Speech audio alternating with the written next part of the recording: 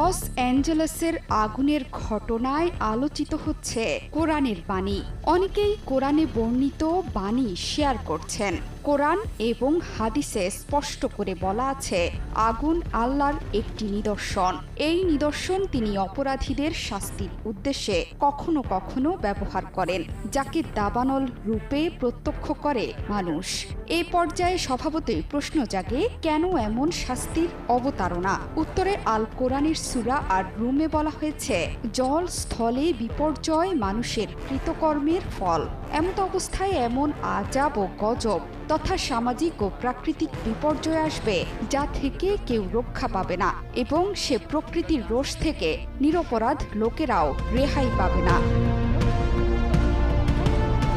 ইসলামী বিশ্বাস অনুসারে মানুষ সৃষ্টির 4টি মৌলিক উপাদান আগুন, পানি,